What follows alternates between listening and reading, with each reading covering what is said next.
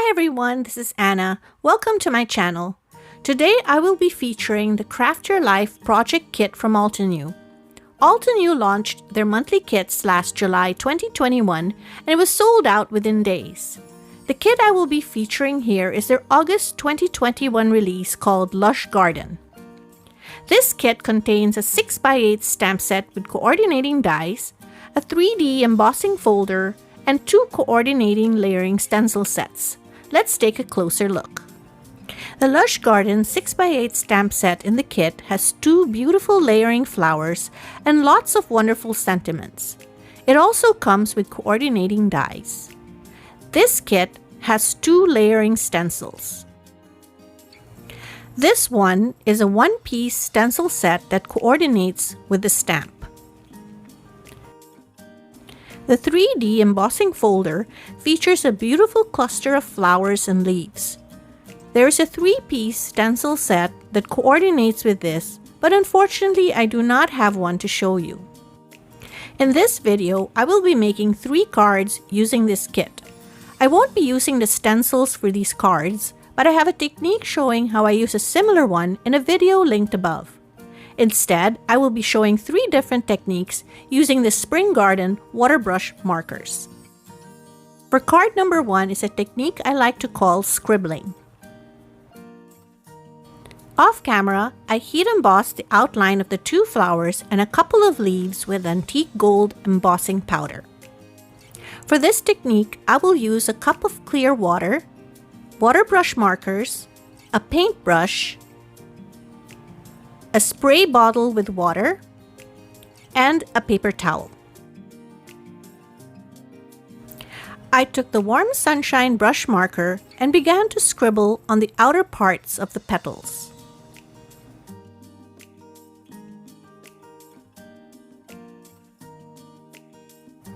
Then I took the autumn blaze marker and scribbled it on the inner parts of the flowers. I squeezed the barrel of the pan a little to get more ink into the brush tip.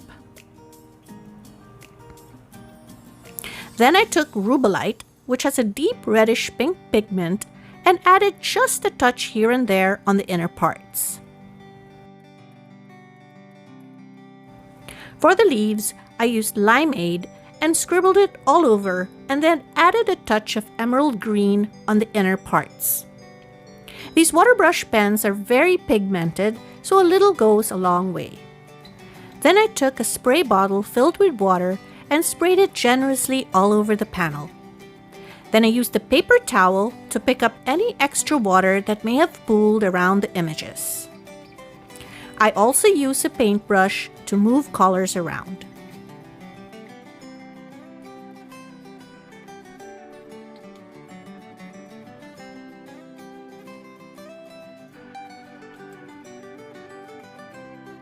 Then I set aside the panel to dry.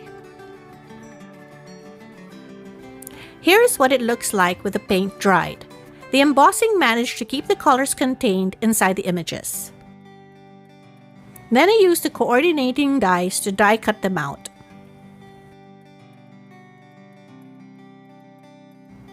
I think the flowers already look really beautiful. I could use this on my card, but I wanted to take it a step further and enhance them even more. So I scribbled some rubellite ink onto a glass mat and used the paintbrush to apply the pigment onto the inner parts of each petal. Then I dipped the paintbrush into the water and dabbed it on a little paper towel and then took it to the petal again to dilute the ink and let it fade out a little onto the rest of the petal. You can see how adding additional ink onto the inner parts really start to define each petal of the flower. I will turn up the music as I continue to paint and will come back when I start painting the leaves.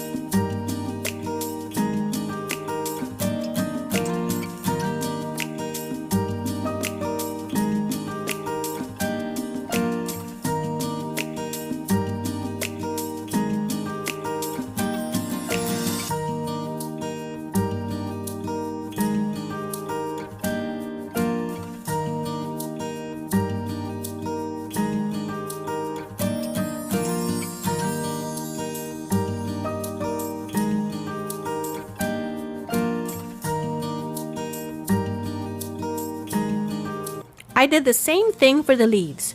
I took the emerald marker, scribbled it onto the glass mat, and started applying it at the base of each leaf. Then, I added water to the paintbrush and carefully spread the pigment around.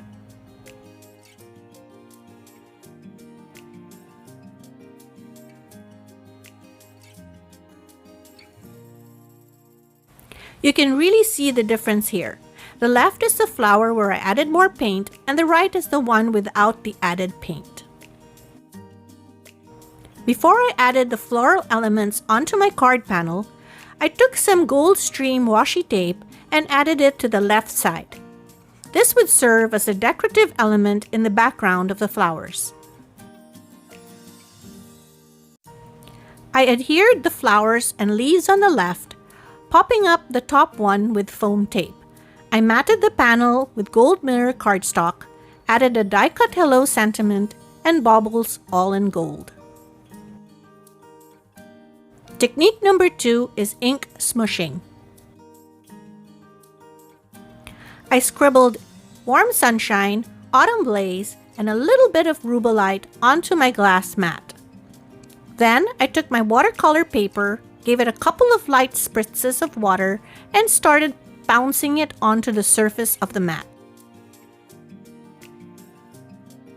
If the panel looked a little too dry, I simply spritzed the paper a little to help the colors move a little more.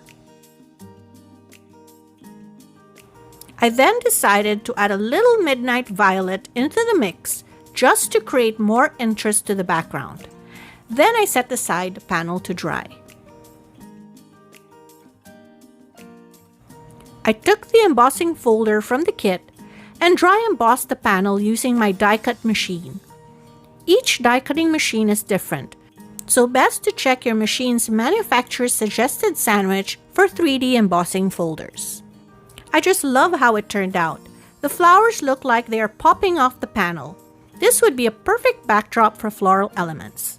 Speaking of floral elements, off camera, I heat embossed the flowers and leaves with antique gold embossing powder on vellum. I thought this would be a great addition to the card to break up the busy background. To add dimension to the bottom flower, I used a silicone clear tape which I purchased from a hardware store.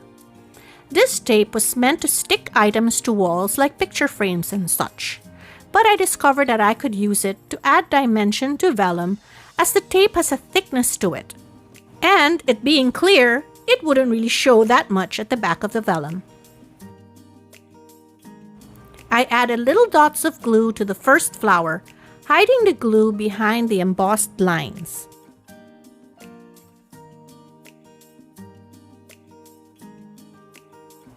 Then I removed the plastic packaging of the silicone tape and adhered it to the bottom left. Then I added the sentiment Hugs die cut from gold mirror cardstock. This sentiment and the previous one Hello is from the Hello Hugs die set, also from Altenew. The final technique is stamping with waterbrush markers to create a background. The flowers in the set has several layering stamps. I chose the layer with the most definition. I mounted the stamp onto an acrylic block and used the markers directly onto the stamp.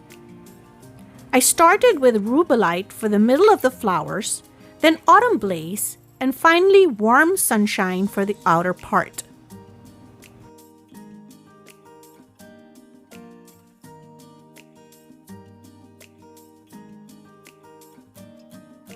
I sprayed it lightly with water, then stamped it onto the watercolor paper. I let it sit there for a couple of seconds before lifting it to give the ink time to absorb into the paper.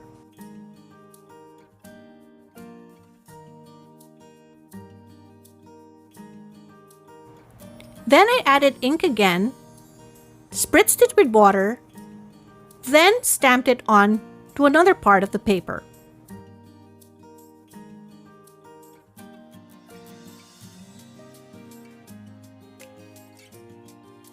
Sometimes there was some leftover ink on the stamp, so I just spritzed it with water and stamped it without adding any additional ink.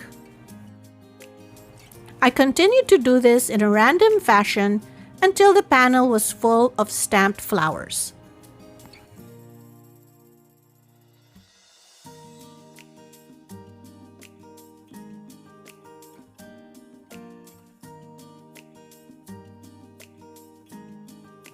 For the leaves, I took one of the layers of the leaf stamp and used limeade and emerald much the same way as I did the flowers.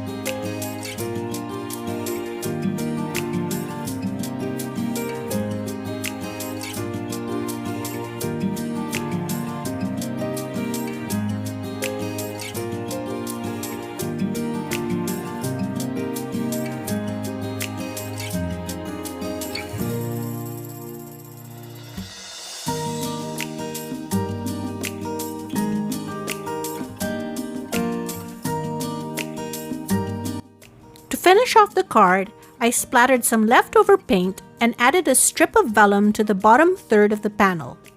I also die cut a shadow in white cardstock for the hello sentiment and adhered it to the card.